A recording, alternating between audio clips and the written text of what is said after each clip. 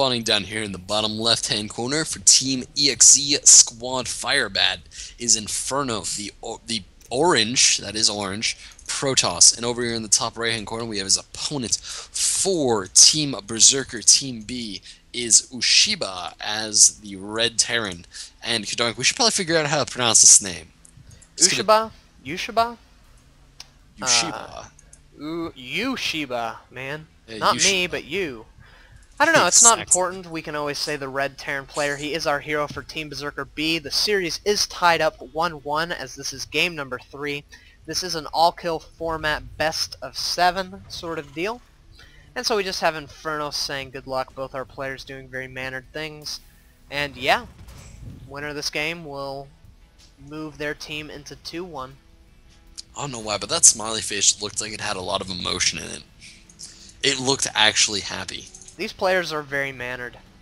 Very, very mannered. Yes, yes indeed they are. By the way, we know our Terran player is very, very well experienced. As we can see, he has the really, really awesome decal guy on the command center. The very cool skull. I think that means he won 1,000 games as Terran.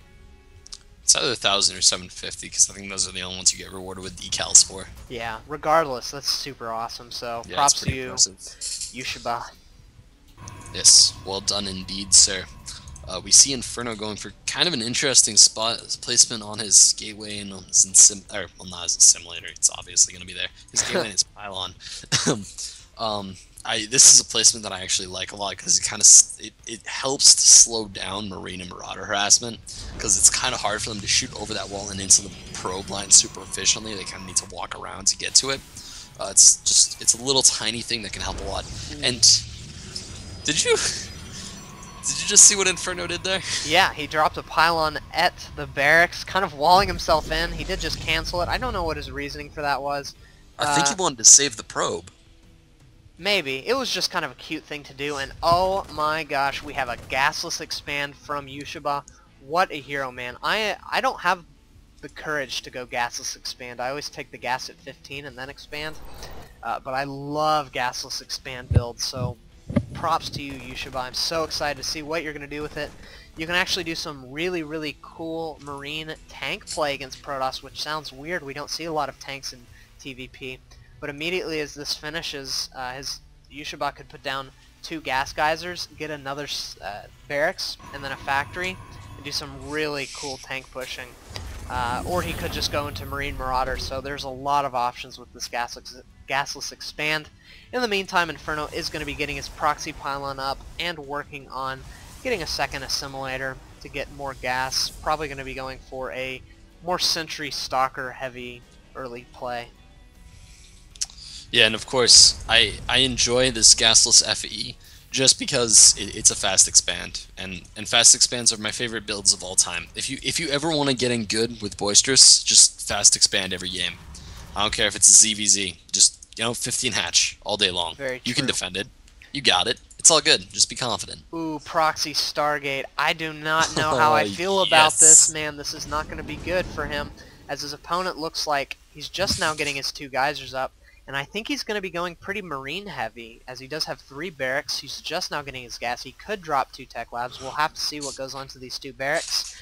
Right now, this will be the telling factor. Not doing anything. I think the real big thing is that even if you have a lot of Marines, Void Rays are still hard to fight unless you have Stimpak. I mean, like, they're not easy units to fight. And if he has a couple of Zealots that can kind of tank hits for him a little bit, then he can tear down that bunker faster than an SCV can repair it with that Void Ray as soon as it's charged, because Void Rays do a ridiculous amount of DPS. Oh, and we also have a couple pylons going down for Inferno. And of course, if he uses his Void Ray to spot on the high ground, he can actually just warp units right into the base, which kind of bypasses the... And Ushiba, with a moment of brilliance, drops a missile turret. It seems like the flavor for the night is people preparing for air before there's air. And I think that might actually be because Ushiba probably watched the last game, because again, he was on the viewer list for this video. Yeah. So he might know that Inferno goes air. I think that it might be more of a DT protection. as that's something a lot of players fear. I don't know if he suspects the Void Ray thing. He is getting a lot of Marines up, and the Void Ray is just going to go in and, oh, nice pylon placement, allowing 4 Zealots to be warped into the high ground. And now Yushiba is in a lot of trouble as 2 of the Marines already dead, 2 more on the way up. Actually, that 1 Marine survives with 3 hit points left, but does finally go down. He is pulling SCVs, trying to decide what to do with them.